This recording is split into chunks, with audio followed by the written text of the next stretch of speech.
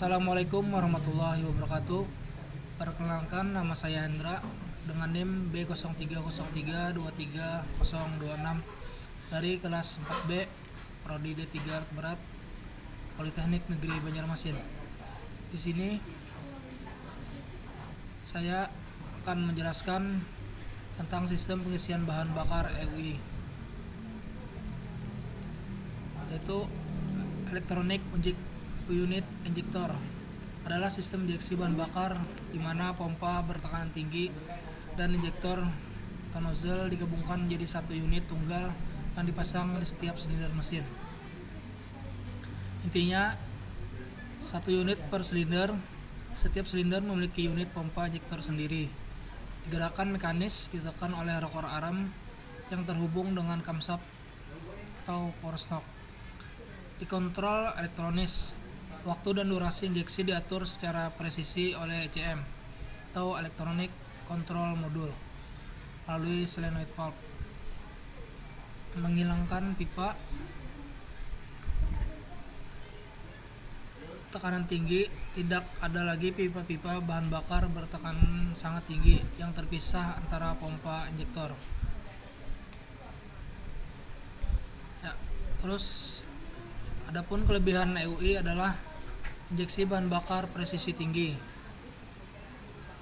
kombinasi sistem mekanis dan elektronik, terbukti tangguh dan andal untuk engine diesel. Adapun komponen dalam sistem EUI yaitu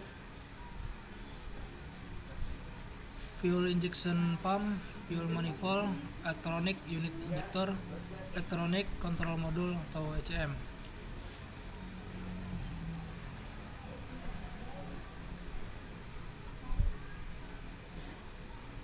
Terus komponen-komponen utama pada EUI yaitu pertama ada tapet. Komponen ini ditekan oleh rocker arm dan di dalamnya terdapat injektor spring yang berfungsi mengembalikan tapet ke posisi semula setelah ditekan. Selanjutnya ada plunger. Plunger ini bergerak naik turun untuk mengumpat bahan bakar dan terhubung langsung dengan tapet. Kemudian ada barrel. Barrel adalah rumah bagi plunger yang juga memiliki saluran bahan bakar dari sistem supply. Berikutnya ada cartridge valve atau bisa juga cartridge assemble.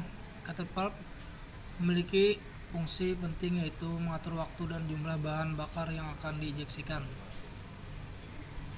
Ada nozzle assemble. Selanjutnya komponen-komponen dalam cartridge assemble.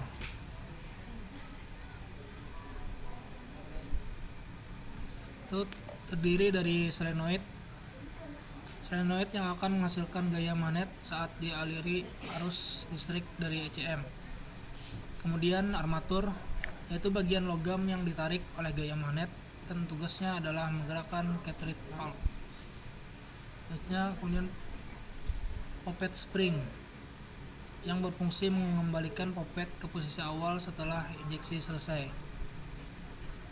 Dan terakhir adalah poppet valve sendiri yang akan membuka atau menutup saluran masuk bahan bakar ke barel tergantung dari posisi armatur.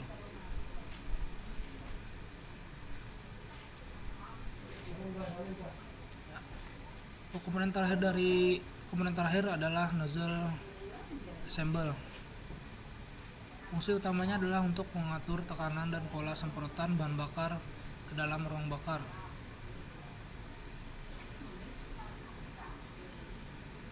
Komponen-komponen dari nozzle assemble yakni yang pertama ada nozzle spring yang menahan tekanan sampai waktu injeksi dimulai. Kemudian ada nozzle check yang berfungsi sebagai katup satu arah untuk mencegah aliran bahan bakar. Dan yang terakhir ada nozzle tip, yaitu bagian ujung injektor tempat bahan bakar disemprotkan ke dalam ruang bakar. Selanjutnya, prinsip kerja EUI. Prinsip kerja dari EWI sendiri, sistem ini bekerja dengan ECM sebagai pusat pengendali utama. ECM menemukan jumlah bahan bakar yang akan disemprotkan ke ruang bakar berdasarkan sinyal yang akan dikirim ke electronic unit injector. Perlu kita ingat, injeksi bahan bakar hanya terjadi jika solenoid pada injektor di-energize oleh ECM. Jadi, tidak ada aliran bahan bakar tanpa perintah dari ECM. ECM juga mengatur waktu dan durasi injeksi dengan cara mengendalikan kapan solenoid harus di-energize. Lalu ada dua parameter utama yang digunakan ECM untuk mengatur injeksi bahan bakar. Yang pertama adalah FRC, yaitu fuel position yang berdasarkan bus pressure, digunakan untuk mengatur emisi gas buang. Selanjutnya ada rate fuel position, berdasarkan horsepower rating dari engine dan berfungsi untuk mengatur batas maksimal bahan bakar yang bisa disemprotkan. Selanjutnya tahapan-tahapan penginjeksian. Pada EUI, yang pertama ada tahapan pre-injection. Pada tahap ini rocker arm belum menekan injektor sehingga tappet spring menjadi posisi plunger. Jaga posisi plunger. Tetap memanjang atau tidak tertekan. Bahan bakar dengan tekanan sekitar 60 psi akan mengalir ke dalam injektor melalui fill atau spill port yang juga dikenal sebagai fill gallery. Bahan bakar kemudian melewati solenoid valve dan masuk ke dalam plunger capacity atau barrel. Tahap selanjutnya yaitu adalah tahap fill, pengisian bahan bakar ke dalam barel. Ketika camshaft berputar, ia akan menekan rocker arm, dan rocker arm kemudian menekan tappet dan plunger ke bawah. Namun tappet valve masih dalam posisi terbuka. Tekanan pada tahapan ini tidak terbentuk di dalam barel. Akibatnya bahan bakar akan kembali mengalir keluar melalui fill atau pivot dan belum terjadi proses injeksi. Tahap ketiga yaitu injection. Pada tahapan ini, injeksi bahan bakar benar-benar terjadi ketika ECM mengenergize solenoid poppet valve langsung tertutup. Penutupan ini membuat tekanan bahan bakar mulai mengangkat di dalam injektor. Plunger terus bergerak ke bawah akan menekan bahan bakar ke dalam barel saat tekanan mencapai sekitar 5000 psi. Nozzle check mulai terangkat dan inilah awal penginjeksian bahan bakar ke dalam silinder. Bahan bakar akan melewati orifice kecil di ujung nozzle dan disemprotkan dalam bentuk kabut halus ke ruang bakar.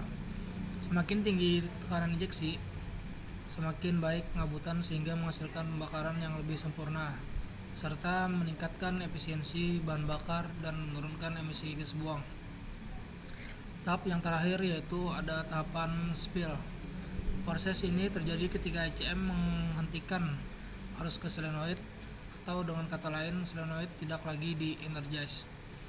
Akibatnya poppet valve kembali terbuka dan sisa bahan bakar yang ada di barel akan mengalir keluar melalui poppet valve. Kembali terbuka dan sisa bahan bakar yang ada di barel akan mengalir keluar melalui poppet valve. Ini menandai akhir dari proses injeksi. Pada tahap ini ECM mengontrol sepenuhnya waktu kapan injeksi dimulai dan kapan harus diakhiri sehingga timing dan durasi injeksi bisa disesuaikan dengan kondisi engine. Jadi keempat tahap ini, pre-injection, fill, injection, dan spill bekerja secara berurutan dan sangat presisi dengan kombinasi kontrol mekanis dan camshaft serta rocker arm dan juga kontrol elektrik dari ECM dan solenoid injektor. Itulah mengapa sistem ini sangat andal dalam menghasilkan tenaga tekanan tinggi serta efisiensi dan emisi yang lebih baik. Sekian penjelasan dari saya. Mohon maaf jika ada kekurangan dan kesalahan. Saya tutup. Sekian, terima kasih. Wassalamualaikum warahmatullahi wabarakatuh.